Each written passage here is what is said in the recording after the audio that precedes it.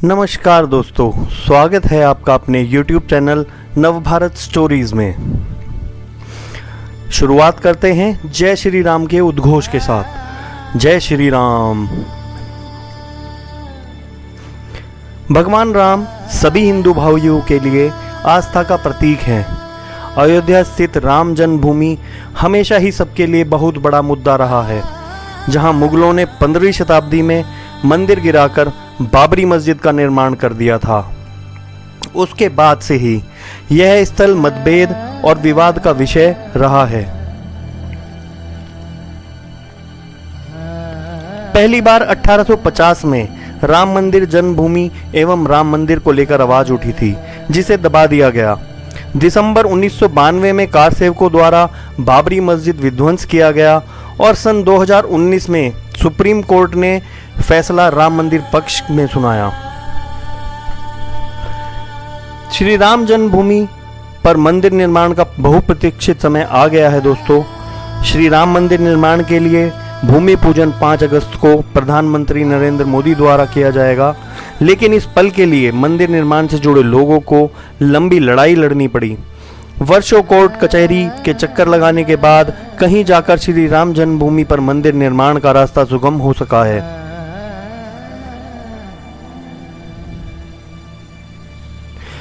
भविष्य में कभी ऐसी परिस्थितियों का सामना न करना पड़े, इसके लिए श्री राम जन्मभूमि तीर्थ क्षेत्र ट्रस्ट अब राम मंदिर निर्माण स्थल पर जमीन में लगभग 2000 फीट नीचे एक टाइम कैप्सूल रखेगा।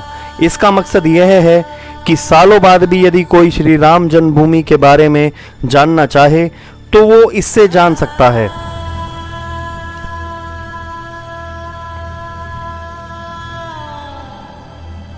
राम मंदिर के संघर्ष से जुड़े सारे ऐतिहासिक तथ्यों को एक टाइम कैप्सूल में पृथ्वी के 2000 फीट भीतर गाड़ा जाएगा, ताकि सारी जानकारियां सुरक्षित रह सकें।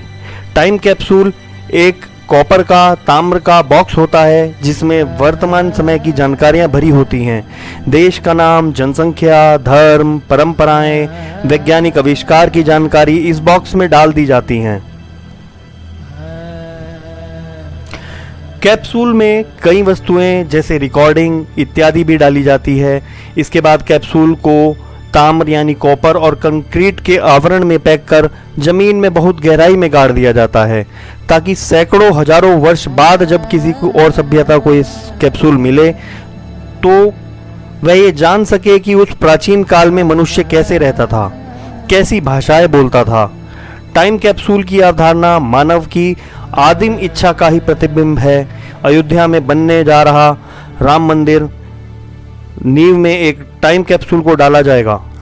पाषाण युग से ही मानव की सोच रही है कि वह भले ही मिट जाए, लेकिन उसके कार्यों को आने वाली पीढ़ियां याद रखें। इसी सोच ने मानव को इतिहास लेखन के लिए प्रेरित किया होगा। किसी प्राचीन गुफा की खोज होती है तो उसकी दीवारों पर हजारों वर्ष पुराने शैलचित्र पाए जाते हैं। ये भी एक तरह के टाइम कैप्सूल ही हैं, जो एक खास तरह की स्याही से दीवारों पर उकेरे गए थे।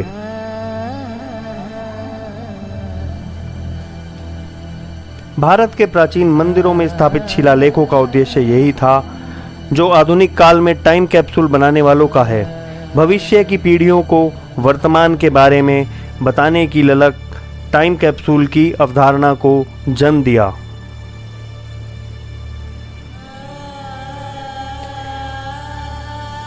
वैसे टाइम कैप्सूल दफन करने की जो काम है वो देश में पहली बार नहीं हो रहा है।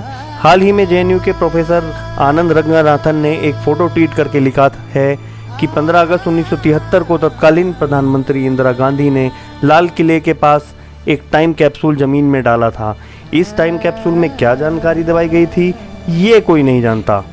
इसके अलावा दोस्तों कुछ और जानकारियां राम मंदिर निर्माण से सामने आई हैं, जैसे राम जन्मभूमि तीर्थ क्षेत्र अब चांदी व सोने की ईंटें एवं बहुमूल्य धातुओं आदि का दान स्वीकार नहीं करेगा।